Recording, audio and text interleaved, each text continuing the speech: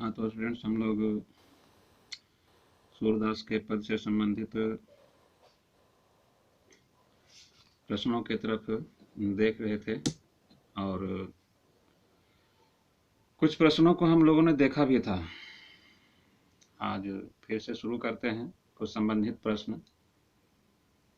आपको एक बार फिर से बता दूं कि मैं जिन प्रश्नों को यहाँ आपके सामने रख रहा हूं, उन प्रश्नों के अतिरिक्त अन्य कोई प्रश्न आपसे नहीं पूछे जाएंगे।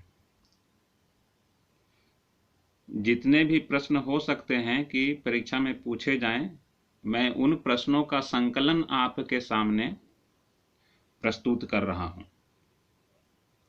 अतः निश्चिंत होकर के आप इस वीडियो का लाभ उठाइए और दूसरों को भी इसका लाभ दीजिए वीडियो को शेयर करके। ठीक है। क्वेश्चन आपसे पूछा जा सकता है कि उद्धव के व्यवहार की तुलना पहले पद में किस किस से की गई है? उद्धव के व्यवहार की तुलना गोपियों ने पहले पद में किस किस से की है? तो हम लोगों के सामने पहला पद कौन था? उद्धव तुम हो अति बड़भागी, ये पद जो है सो पहला पद था।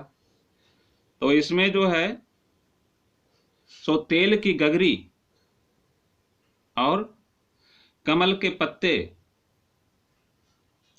से जो है सो उद्धव की तुलना की है गोपियों ने। ठीक है। क्योंकि कृष्ण के साथ भी रहकर वे उद्धव जो है सो प्रेम और वियोग के विषय में नहीं जानते हैं, इसीलिए इनकी तुलना कमल के पत्ते और तेल की गगरी से की गई। दूसरा क्वेश्चन है, गोपियों ने अपने मन की वेदना किस प्रकार प्रकट की है? गोपियों ने अपने मन की वेदना किस प्रकार प्रकट की है? तो गोपियों ने कहा है कि वे कृष्ण से प्रेम करती हैं और उद्धव के आने पर उन गोपियों को लगता है कि वे छली गई हैं कृष्ण के द्वारा, क्योंकि वे अत्यंत ही भोली हैं। वे कृष्ण के प्रेम में ऐसे डूब चुकी हैं जैसे चींटियां गुड़ से चिपक जाती हैं। चींटियां गुड़ से चिपक जाती हैं। लेकिन कृष्ण ने प्रेम के स्थान पर योग संदेश भिजवाकर उनकी वेदना को बढ़ाने का काम किया है, अर्थात उनकी वेदना को बढ़ाया है। आगे आपसे क्वेश्चन किया जा सकता है कि सोवत जागत स्वप्न दिशि निशि कान्ह कान्ह जकरी। सोवत जागत स्वप्न दिशि निशि कान्ह कान्ह जकरी। इस पंक्ति के द्वारा गोपियों की किस मन स्थिति का वर्णन किया गया है? तो इस पंक्ति के द्वारा यह कहा गया है कि गोपियां श्री कृष्ण के प्रेम में इस प्रकार डूब चुकी हैं कि सोते जागते यहां तक कि स्वप्न में भी बस केवल श्री कृष्ण नाम का ही रटिए लगाई रहती हैं। आगे है, गोपियों को कृष्ण की बुद्धि के विषय में कैसा लगता है? गोपियों को कृष्ण की बुद्धि के विषय में कैसा लगता है? तो गोपियों ने पहले ही कहा कि उनकी बुद्धि जो है सो बढ़ गई है। श्री कृष्ण तो पहले से ही चतुर थे और बुद्धिमान भी थे, लेकिन अब वे और भी अधिक चतुर और बुद्धिमान हो गए हैं। कहने का तात्पर्य यह है कि श्री कृष्ण जो हैं सो उनकी बुद्धि अब कुछ कम हो गई है। व्यंग्य किया गया है कृष्ण के प्रति गोपियों के द्वारा यहां पर।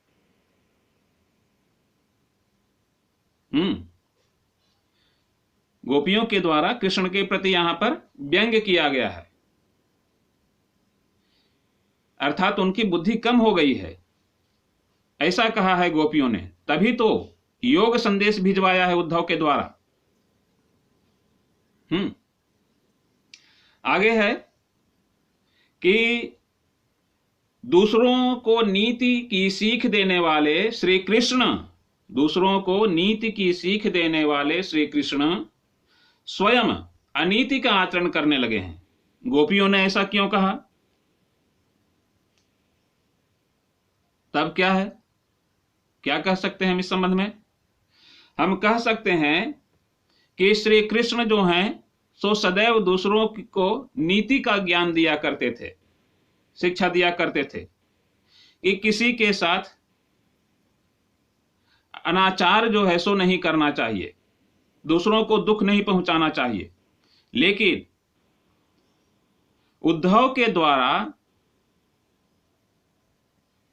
प्रेम के विपरीत योग संदेश भिजवा करके श्री कृष्ण ने जो काम किया है वह गोपियों के प्रति अनीति ही है, वह गोपियों के प्रति अनीति ही है।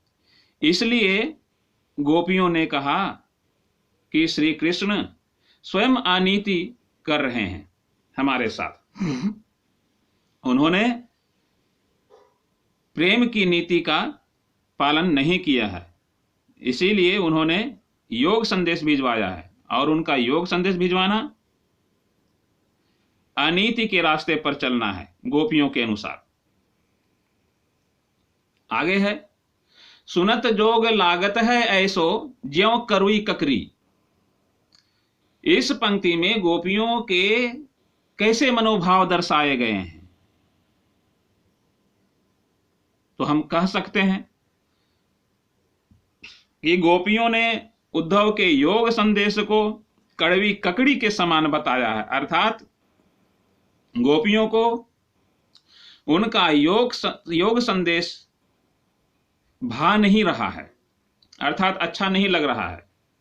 कड़वी ककड़ी जिस प्रकार मनुष्य को पसंद नहीं है, उसी प्रकार गोपियों को भी योग संदेश पसंद नहीं है, योग का ज्ञान पसंद नहीं है।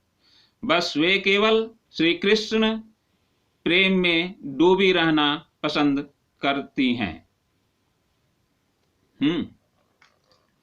आगे है, उद्धव के गुरु कौन थे?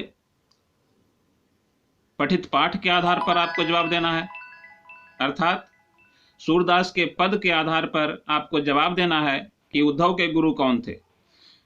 तो हम कह सकते हैं कि उद्धव को योग संदेश दे करके भेजा था गोपियों के पास श्री कृष्ण ने ही, इसलिए इस पाठ के अनुसार, सूरदास के पद के अनुसार उद्धव के गुरु श्री कृष्ण ही थे। आगे है कि गोपियों ने परोक्ष रूप से उद्धव को क्या समझाया, या पठित पाठ के आधार पर बताइए कि गोपियों ने उद्धव को क्या समझाया। तो यही समझाया कि हम गोपियों के लिए आपका यह योग संदेश बेकार है, उसका हमारे ऊपर कोई प्रभाव नहीं पड़ने वाला है। आप अपना योग संदेश चंचल चित्त वाले व्यक्ति को दीजिए, ऐसा समझाया। आगे, पुरैनी पात के माध्यम से सूरदास क्या कहना चाहते हैं? तो इस पुरैनी पात के माध्यम से सूरदास ने उन लोगों पर कटाक्ष किया है जो ईश्वर के प्रति प्रेम मार्ग को छोड़कर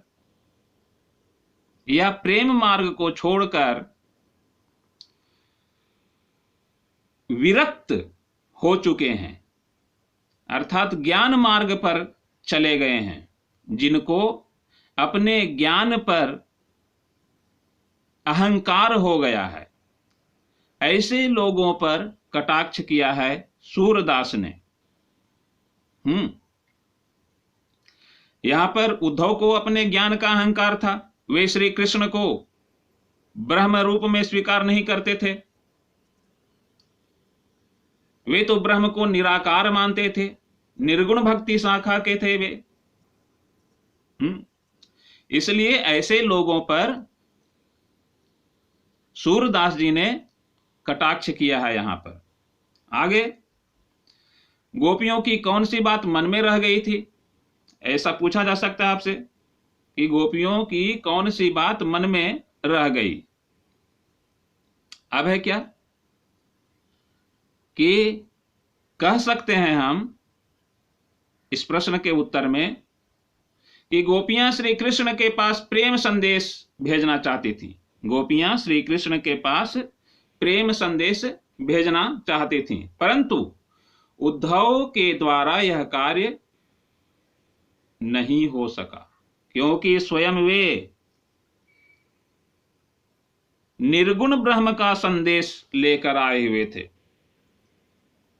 तो गोपियां उनसे अपने प्रेम संदेश को श्री कृष्ण तक कैसे पहुंचाती? इसीलिए कहा कि मन की मन ही मांझ रही। गोपियों ने जब उद्धव के योग संदेश को सुना, निर्गुण ब्रह्म के संदेश को सुना,